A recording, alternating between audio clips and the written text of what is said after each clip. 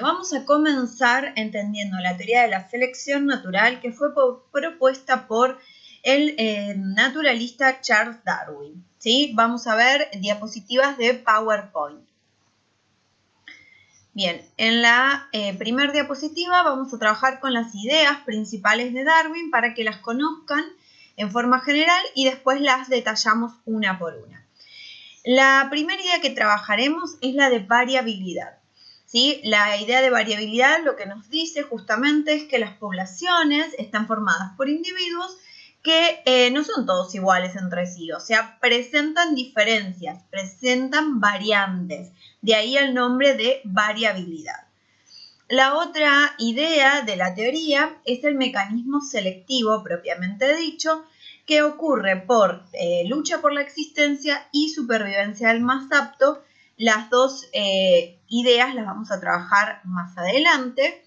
Y por último, la idea de reproducción diferencial lo que nos dice es que los individuos considerados más aptos se reproducen en mayor cantidad, por eso reproducción diferencial, de aquellos que no serían los más aptos. Dejan mayor descendencia y heredan su característica a las siguientes generaciones, ¿sí? O sea que se puede decir que fueron seleccionados por la naturaleza. Estas tres ideas las vamos a trabajar ahora a continuación. Bien, empecemos con la de variabilidad en el estado doméstico y en la naturaleza. Darwin estudió mucho a las palomas, ¿sí? De hecho, uno de sus capítulos completos del libro lo dedica a las palomas. Habló con los criadores de palomas, de hecho, él mismo crió en su casa palomas y se dio cuenta que había una gran diversidad de razas a partir de la cría o de la selección artificial. ¿Sí? O sea, los humanos, a partir de un ancestro, lograron obtener distintas razas de palomas, ¿sí? Entonces acá podemos ver entonces que hay una enorme variabilidad, por ejemplo, en la cría de palomas. A partir de estas ideas de la selección artificial es que Darwin empieza a pensar que podía ocurrir algo parecido en la naturaleza. Fíjense que acá tenemos unas ideas de Darwin. Dice, me dediqué a criar palomas para estudiar cómo se originaban diferentes especies por medio de una selección artificial. Lo que me indujo a pensar que la naturaleza hace lo mismo, selecciona las que se adaptan mejor a su ambiente. ¿Sí? Entonces acá vemos como la selección artificial, la forma en que los criadores obtienen nuevas variantes, influyó en el pensamiento de Darwin. Pero en la naturaleza, ¿sí? Empezó a observar, acuérdense que Darwin hizo su viaje durante 5 años por el mundo y él observó la enorme variabilidad que existe en la naturaleza. Por ejemplo, acá les traje una especie de un escarabajo en donde se puede apreciar las distintas coloraciones, ¿sí? Acá se ve que es un marrón más oscuro, acá es uno medianamente más bajo y otro un poco más claro, ¿sí? Parecen a simple vista iguales, pero sin embargo hay una leve coloración distinta dentro de los integrantes de una misma especie. En esta misma especie de escarabajo, estas fotos las saqué de biólogos que investigaron a la especie, compararon en una población los segmentos posteriores a la cabeza. Fíjense que algunos, como este, por ejemplo, tienen pelitos, o estos también, en cambio estos no, estos tampoco. Tienen diferentes formas, no todos tienen la misma, exactamente la misma forma, tienen diferentes variantes en cuanto a forma y a pilosidad, más pelo, menos pelo, pelos más gruesos, pelos más finos, ¿sí? Y también observaron que las cabezas eran diferentes, ¿sí? Fíjense, también hay diferencias en la coloración. Esta, por ejemplo, es un poco más rojiza que esta tiene mucho más pelitos. Las antenas son diferentes, aparatos bucales, algunos más como filosos que otros, ¿sí? O sea que dentro de una misma especie hay muchas variantes. Eso significa que, fíjense, acá tenemos otro tipo de escarabajo, otra especie, que hay diferentes tamaños, las coloraciones levemente distintas, algunos son más verdosos, otros más amarillos, ¿sí? Distintas formas. O sea que Darwin se percató que en la naturaleza, en las poblaciones, los individuos no son todos iguales, presentan variantes. Incluso nosotros los humanos, por ejemplo, fíjense qué diferencias hay en cuanto a la forma de las orejas. Miren esta oreja, no la había visto nunca. Miren esta oreja, más como en punta, ¿sí? O sea que hay diferentes tamaños, formas, ¿sí? Hasta coloraciones. Bien, vamos a pasar a la segunda idea que forma parte de la teoría de la selección natural, que es el mecanismo selectivo, en donde vamos a trabajar con la lucha por la existencia y la supervivencia del más apto. Bien, entonces, en la lucha por la existencia lo que entendemos es que nacen muchísimos organismos, ¿sí? Pero no todos logran sobrevivir, ¿sí? Dice, algunos no encuentran suficiente alimento o sufren enfermedades y mueren, otros son la presa de algún depredador, o sea que nacen muchos, pero también muchos mueren, entonces hay una lucha por la existencia. ¿Sí? Por ejemplo, porque existen depredadores, porque a veces no logran sobrevivir porque no encuentran pareja. En realidad no es que no logran sobrevivir, sino que no logran perpetuar sus características porque no se pueden reproducir o porque son incapaces de encontrar suficiente alimento, ¿sí? Entonces, las probabilidades de supervivencia de cada individuo dependen del ambiente. Según el ambiente en donde se encuentren viviendo, pueden tener mayores o peores probabilidades de sobrevivir, ¿sí? Acá vamos a usar también unos pensamientos de Darwin en donde explica justamente en su libro qué significa esto de lucha por la existencia. Él dice, utilizo este término en sentido amplio y metafórico, ¿sí? Fíjense, metafórico. O sea, lo que está queriendo decir es que no es necesariamente una lucha cuerpo a cuerpo, una lucha de pelea.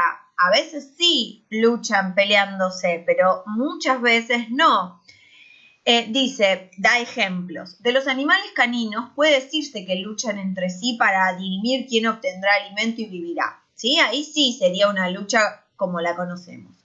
Pero de una planta en el límite del desierto se dice que lucha por la vida contra la sequedad. ¿Sí? O de una planta que produce anualmente 1 millar de semillas de las que solo una llegará a la madurez, puede decirse que lucha con las plantas de su misma clase y con otras que ya cubren el suelo. ¿Sí? Entonces, hay que entender el término lucha por la existencia en un sentido amplio, no solamente de pelearse, sino de intentar sobrevivir. Entonces, a partir de esta lucha por la existencia, ocurre que los individuos compiten, luchan por su existencia, es más como una competencia, ¿sí? Y como es una competencia, algunos tienen ventajas y otros desventajas, ¿sí? Algunos compiten en mejores condiciones que otros. ¿Por qué? Porque algunos presentan variantes ventajosas, ¿sí? Las variantes de las que hablamos hace un ratito pueden resultar ventajosas en un ambiente. Entonces, cuando compiten, sobreviven. Así que los más aptos, o sea, los que presentan las variantes ventajosas en su ambiente, son los que sobreviven en mayor proporción que aquellos que no la tienen, ¿sí? Entonces, veamos un caso, ¿sí? Acá estamos viendo la corteza de un árbol, una corteza oscura. Vemos claramente, esta se trata de una polilla, ¿sí? Se llama Viston betularia el nombre de esta especie. Y acá vemos que hay la misma especie, pero con una variante ventajosa. ¿Por qué es ventajosa? Porque se camufla muy bien en este ambiente que es el bosque de abedules, que en este caso este bosque está contaminado y entonces las cortezas se ven oscuras, ¿sí?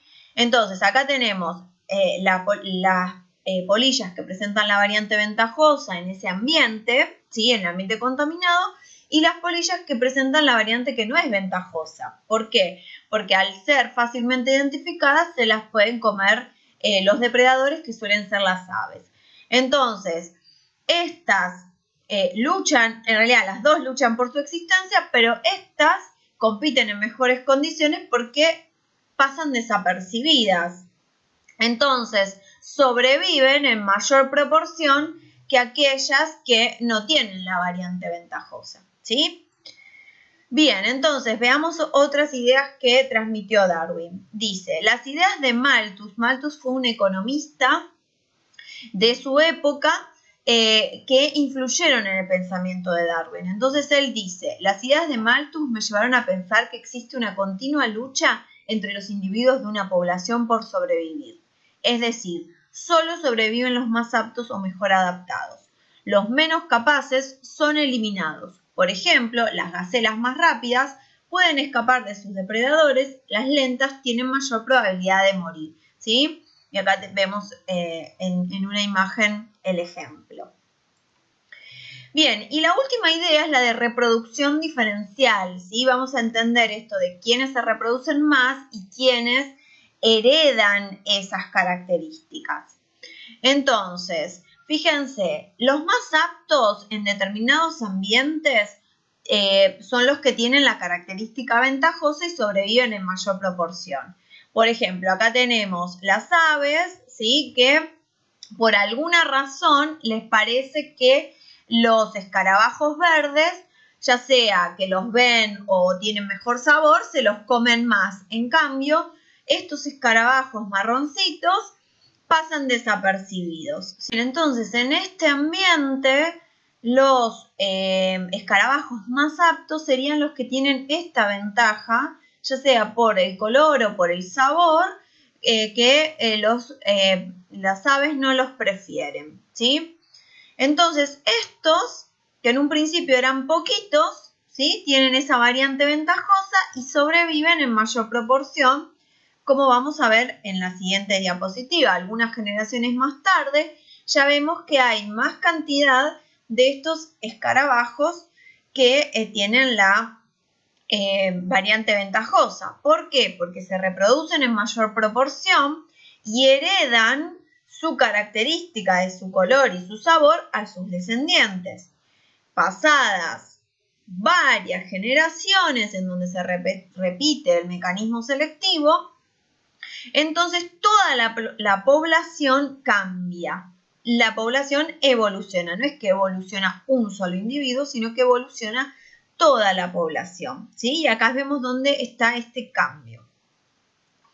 Bien, entonces, ahora que ya entendimos las tres ideas principales de la teoría de la selección natural, vamos a derribar algunos mitos sobre la evolución y la teoría darwiniana, ¿sí? Entonces, una de las preguntas, ¿el más apto es el más fuerte? Otra pregunta que suele ser muy conocida, ¿evolucionar es lo mismo que mejorar? ¿O la evolución es como una escalera? Empecemos con la primera, ¿sí? El más apto es el más fuerte. Esta es una idea que se difundió erróneamente, ¿sí? Porque no son sinónimos.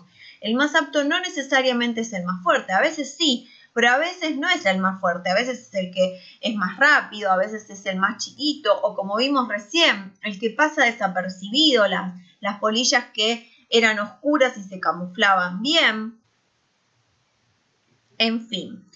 Entonces, el más apto va a depender del ambiente, es el que mejor se adapta a su ambiente y esa adaptación ocurre porque presenta de antemano la variante ventajosa o no. No es que los seres vivos buscan la manera de encontrar esa variante, ya naturalmente nacen con la variante y resulta que esa variante puede ser ventajosa o no en su ambiente, ¿sí? Pero entonces el más apto no es sinónimo del más fuerte. Evolucionar es lo mismo que mejorar, tampoco son sinónimos, ¿sí? Evolución sí es sinónimo, pero de cambio. no es sinónimo de mejora, ¿sí? De hecho, a veces en la evolución ocurre que se pierden órganos o funciones, por ejemplo, los murciélagos tienen una visión paupérrima, muy pobre, pero sin embargo tienen otro tipo de maneras de desplazarse y de ver, entre comillas, durante la noche, por ejemplo. ¿Sí? Entonces, no siempre, lo que podemos decir es que evolución es sinónimo de cambio, pero no es un sinónimo de mejora. ¿Sí? Y la evolución es como una escalera y acá vamos a cerrar relacionando con la teoría anterior, la del ancestro común, ¿sí? Según lo que vimos con la teoría del ancestro común, esta idea de evolución como una escalera de mejora, ¿sí? Hacia la perfección es un error, ¿sí? La idea de evolución lineal no está aceptada actualmente, ¿sí? Ahora entendemos a la evolución, como ya vimos, como un árbol genealógico, ¿sí? Y esto ya lo trabajamos con la teoría del ancestro común. Bueno, llegamos hasta el final del PowerPoint. Me despido hasta la próxima, en donde vamos a trabajar con las diferencias entre la teoría de la evolución de Darwin que vimos hoy con la teoría de la evolución de Lamarck.